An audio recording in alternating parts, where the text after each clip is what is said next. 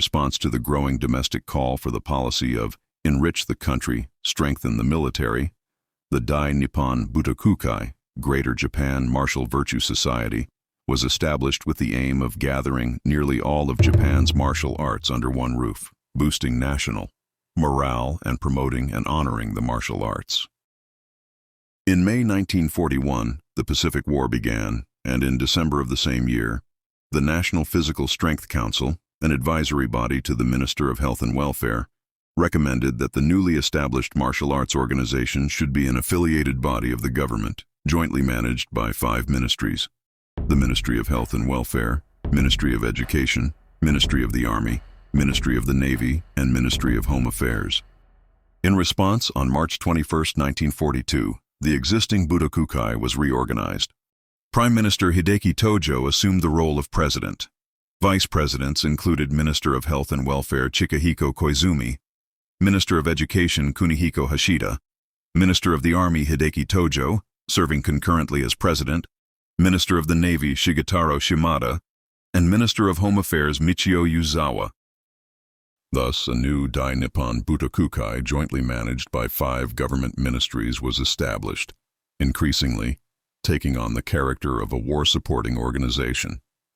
By the end of that fiscal year, branches had been established across the country, and the organization had grown into a massive body with 2.24 million members and funds amounting to 5.59 million yen. After the end of the war, the Dai Nippon Butokukai was dissolved by the General Headquarters, GHQ, which took issue with its role in supporting the wartime regime. Approximately 2,300 individuals involved with the Butokukai were purged from public office. The overall progression of events is explained in more detail in this video, so if you're interested, please check the link in the video description.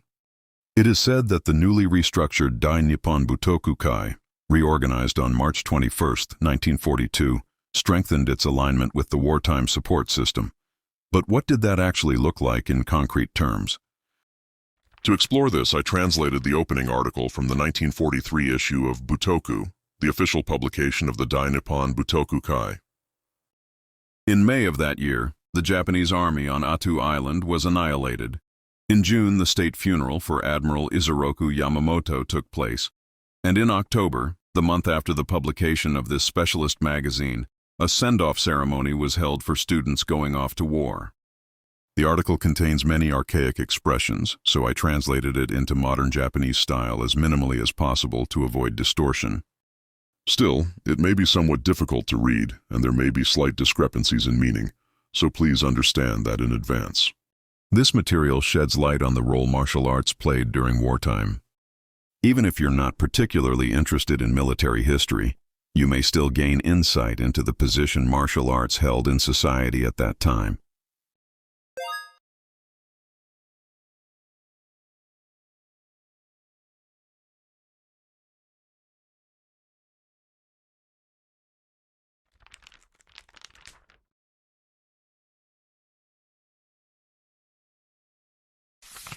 The outlook of the war situation is expected to become increasingly steep and severe. The enemy, America and Britain, are cowardly and base, using any and all means without hesitation. They aim to disrupt our rear lines by killing and injuring non-combatants, attempting to crush our morale through unexpected tactics. No matter how the war situation may change in the future, no matter how grave or intense it becomes, even if something like the Tokyo air raids were to occur suddenly, the unwavering belief in certain victories shared by our 100 million compatriots will not be shaken in the slightest. In moments of crisis, we sometimes see that those who boast boldly in peaceful times become unexpectedly tense and anxious. Such people are hardly qualified to hold positions as leaders or teachers of any kind.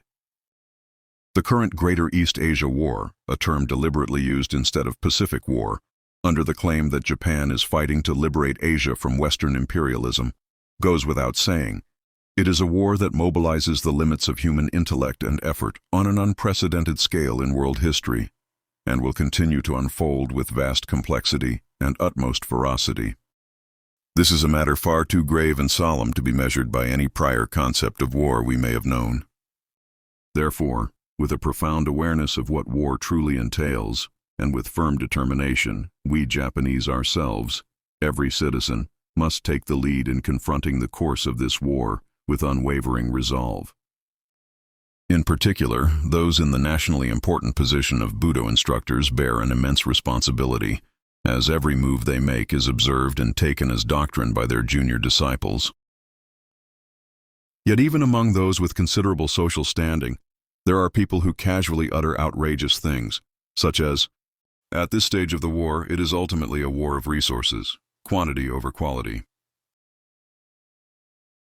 Science alone will determine victory or defeat.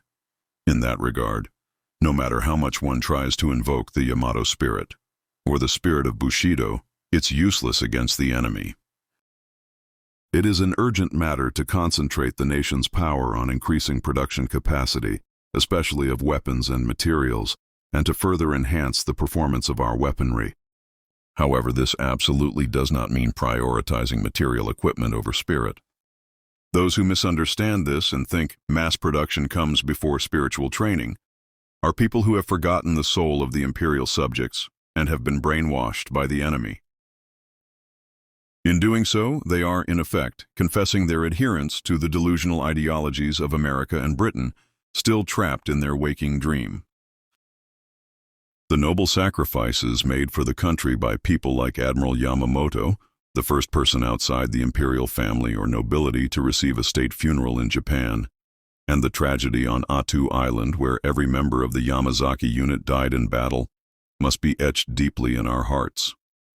All 100 million compatriots share the same sorrow and indignation. The natural emotional response of the people is to be stirred by the loyal spirits of these war gods, to rise with them, to swear an oath, and to seek retribution and annihilation of the enemy. However, it is foolish to become pessimistic over just one aspect or one part of the war situation, and to let even a sliver of doubt shake our belief in absolute victory. Since ancient times, it has been understood that such reports as what happened on Attu will continue to reach us throughout the war. It is to be expected. If each time that happens the people are overtaken by impulse, and even temporarily fall under the delusion of the Anglo-American idea that the Yamato spirit is ineffective, then that would be falling right into the enemy's trap. In the end, whether or not one possesses true hara, guts, resolve, comes largely from regular training. And the method of cultivating this hara, this firm determination, is best realized through the elevation of budō and the thorough permeation of national spirit. I firmly believe this is the most rational and effective approach to instruction. According to the standard principles of martial arts and military strategy, one must strike at the enemy's weak points, exploit their vulnerabilities, and efficiently utilize whatever serves one's own advantage.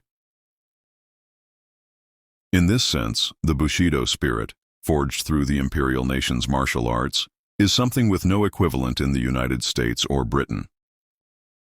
This is Japan's strength, its unique advantage, and to the enemy it is the most troublesome obstacle. The military successes since the outbreak of the war have proven this time and again. The matchless loyalty of the imperial military's soldiers and officers, and the Yamato spirit possessed by all 100 million of our compatriots. These spiritual qualities have been nurtured through the spirit of budō, a tradition with at least 3,000 years of history. Even among citizens who have not directly studied martial arts, their spirit has still been indirectly inspired, enlightened, and influenced by budō and the Bushido ethos. These influences have shaped the very character and identity of the Japanese people to this day. The distinctiveness of our martial virtue, of Butoku Japan, is backed by the nation's and the people's 3,000-year history. No matter how arrogantly upstart nations like the US and Britain boast, this is one area in which they absolutely cannot compete or fabricate a response overnight. No matter how advanced a weapon may be, its effectiveness ultimately depends on the fighting spirit of the person operating it. The victories in the Southwestern Pacific prove this clearly. Since war is a contest between people, in the end it all comes down to the person. Spiritual intensity is, in a broader sense, a form of scientific warfare. Moreover, not only at the front lines, but now, in this situation resembling a total decisive war, the full expression of the spirit, resolve, and moral character of the entire nation is more necessary than ever. It is absolutely essential that each individual achieves a dramatic increase in their effectiveness in whatever role or task they perform. To accomplish this, we must take up the sublime essence of our national spirit, Bushido, and weave it deeply into our posture for total war.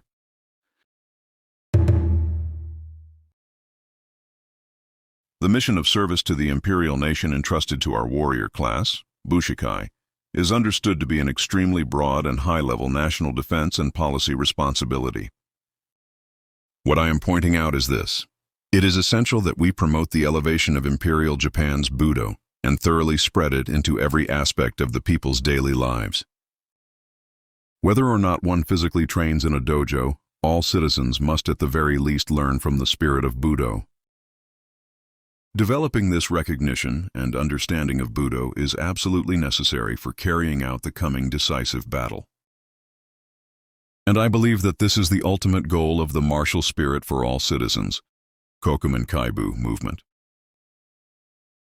To accomplish this, budō instructors and teachers must be held to even higher standards of personal character and intellectual depth. Not only within the walls of the dojo, but in everyday life, they must command the kind of respect and trust that leads others to follow them instinctively and without question. Their leadership must be such that people naturally kneel before their presence. Moreover, the propagation of budō spirit must not be limited to professional martial arts. It must be implemented on a nationwide scale across schools, organizations, and all other sectors. Only through this kind of enlightenment campaign can the primary goal of the martial spirit for all citizens be achieved. In other words, budō that transcends physical form. That is where the academic and philosophical study of martial ways must be established. Only once this first wave of the movement has penetrated every citizen can we expect to see a truly unshakable national spirit take root. In form, infinitely changeable. In essence, absolutely unchanging. This is the mindset that citizens must hammer into their hara, core resolve, as their unwavering belief in victory under the pressures of a decisive war, and it is the emotional posture they must maintain in preparation for a long-term conflict. For budō practitioners and instructors, it is imperative to maintain a professional, strategic perspective and never forget the insight of a martial expert. They must stand at the vanguard of the people, confronting whatever changes come with dignity, never faltering. They must ensure the people, as the four martial ranks of budō, never fall into the paralyzing emotional states that undermine a decisive war effort, fear, an archaic character unclear, doubt, and confusion. Instead, they must lead by demonstrating unwavering belief in victory, cultivating a spirit capable of mentally overwhelming the enemy, and living each day with that indomitable resolve. The above is Ishii Saburo's contribution. The Dai Nippon Butokukai has brought about unparalleled developments in the promotion of modern Japanese martial arts, the preservation of ancient martial arts that were being lost, and the refinement of techniques. This contribution clearly shows what role the Dai Nippon Butokukai, which contributed greatly to the development of martial arts, was expected to play when it came under direct government control at a time when the situation in the Pacific War was worsening. Japan B will continue to randomly introduce old publications related to old Japanese martial arts, so if you're interested, please like and subscribe. The Dai Nippon Butokukai was founded to bring together modern Japanese martial arts, promote martial arts, preserve ancient martial arts, integrate techniques with other styles of competition, and honor martial artists. During the Pacific War, it came under government control, but after the war it was dissolved by GHQ, who deemed its nationalism dangerous. What was the Dai Nippon Butokukai that led martial arts to a position unparalleled in other countries and developed techniques to an unparalleled level?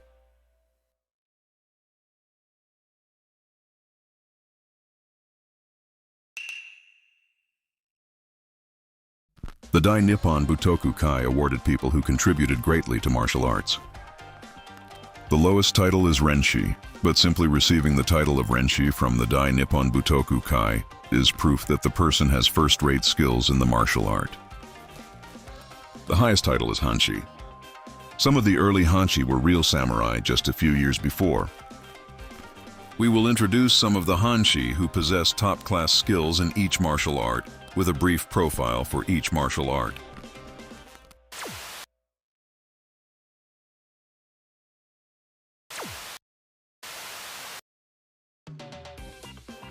It is no exaggeration to say that Kano Jigoro, the founder of Kodokan Judo, is one of the most important figures in modern Japanese martial arts.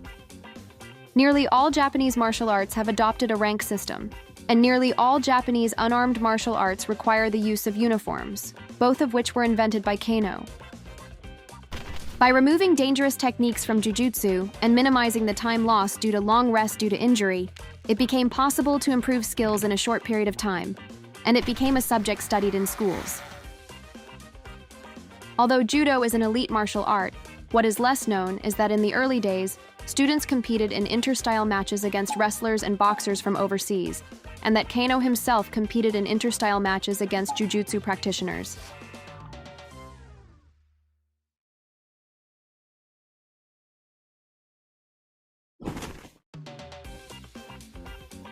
He is known as Mas Oyama, the founder of Kyokushin Kaikan, but he was the first to seek a path to mixed martial arts after the war. He was one of the first striking martial artists to adopt modern weight training. Many of the episodes in the manga based on Mas Oyama are fictional. He resonated with the ideas of General Ishihara, the mastermind behind the Manchurian incident. He learned karate from Cho, who later became a leader of Koreans in Japan, and he had close ties with the bosses of the two major Korean Yakuza gangs in Japan. It is not widely known that Oyama looked up to Kimura Masahiko, who was widely regarded as the strongest fighter in actual combat, as his older brother, that he had connections with Kimura Masahiko's teacher, Ushijima Tatsukuma, and elders of various schools of karate, that he studied under Yamaguchi Gogen, the de facto founder of Hondo Goju-ryu Karate, that there was a feud between Kimura Masahiko and Rikidozan, who is said to be the father of Japanese professional wrestling, that he was the model for Ryu in the video game Street Fighter, and that Kimura Masahiko witnessed Oyama in actual combat.